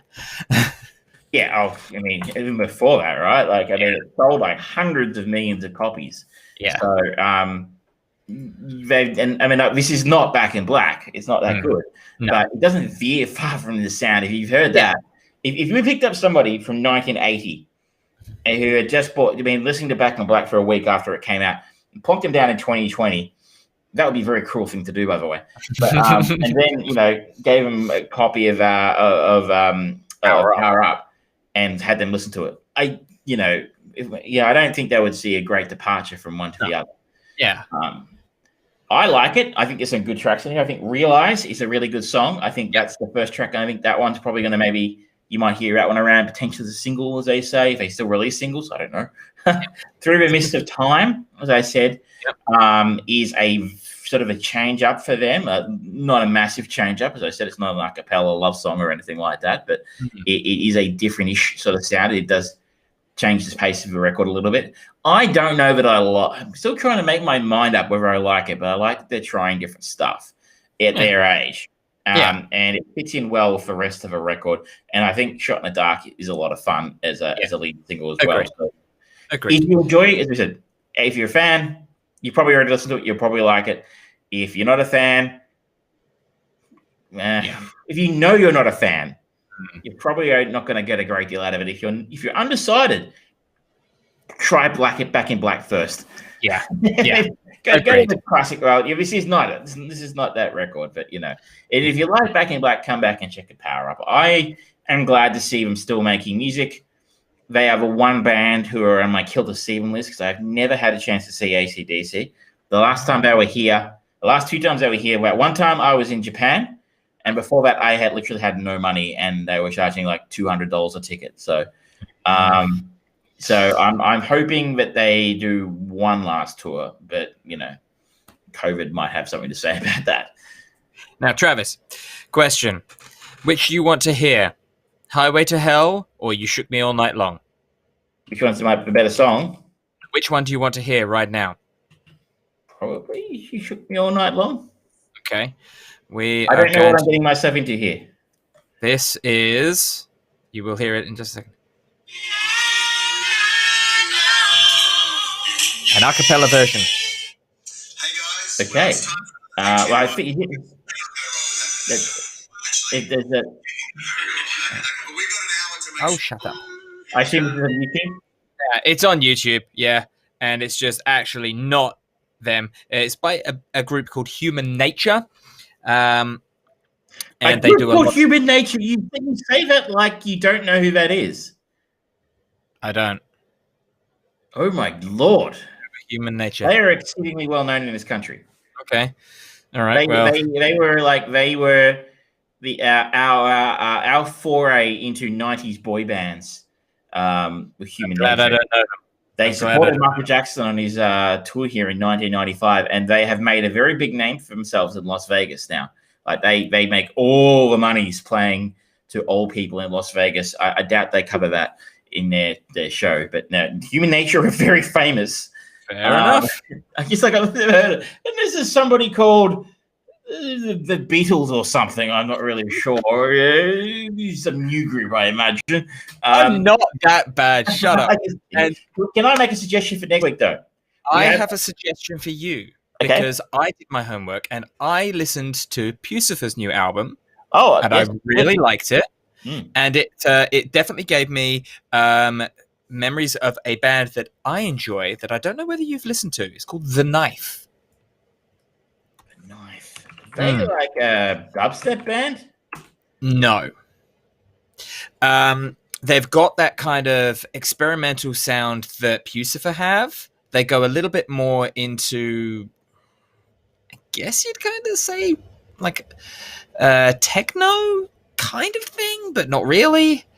But I think if you really like their Puscifer's latest album, I think you might at least find it interesting. Is there a record of theirs in particular you'd recommend? The album is called Silent Shout. I think that might be.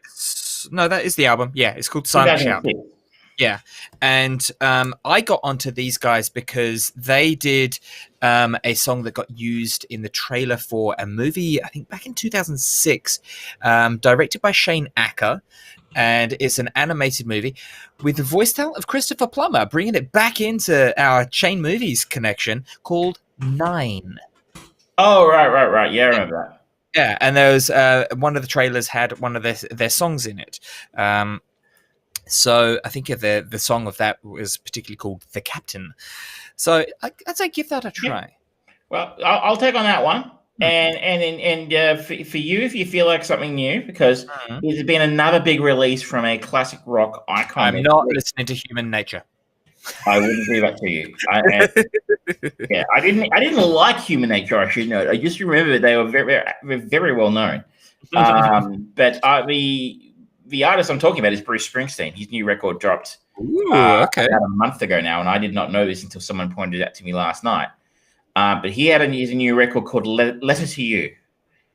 And I don't know if you're a fan or you've listened to him much at all.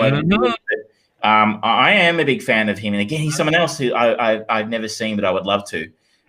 He said if Donald Trump won the election, he was moving here, so I guess that would have been the one positive of that happening. I would love to. I would love to see Bruce, but I've never had the money when he's here. Anyway, I had a quick listen to it last night, and it's very good. So I would be interested to hear your opinions. I am downloading it now, and I will listen to it for next week. Yeah, and he should definitely move here because he would fit in so well with the name Bruce. He would. And he comes here quite regularly. He's been here a number of times in recent years. It's just that I was poor at the time. No, that's fair enough. Well, on that note, ladies and gentlemen, I think we've come to the end of our show. We talked about Inside Man as our chain movie following Christopher Plummer from Star Trek The Undiscovered Country. Next week, we will be continuing on the Spike Lee joint train to Black Klansman. We both talked about Tenet and how it was rather disappointing for Christopher Nolan, and he needs a little bit of a mea culpa for his next movie, I think. Travis experienced Gerard Butler in all his, I'm sure it was a dirty white shirt that he wore on top in Greenland. I talked about a couple of my Game Pass games of Titanfall 2, Gears 5, and Jedi Fallen Order. We reviewed a little bit of AC/DC's Power Up. And next week, Travis will be listening to The Knife. I will be listening to Bruce Springsteen's new album, as well as whatever else fills up our time, which is probably going to be a lot of sleep for me. We can only hope. Help me, Valium. You're my only hope. Thank you very much, ladies and gentlemen. Please follow us on all of our social medias and all of that stuff. If you have any questions, comments, concerns, or general random thoughts that you might want to get heard on the internet or at a later date on podcast services around the globe, let us know. We want to hear from you. Until next time, good night. Good night.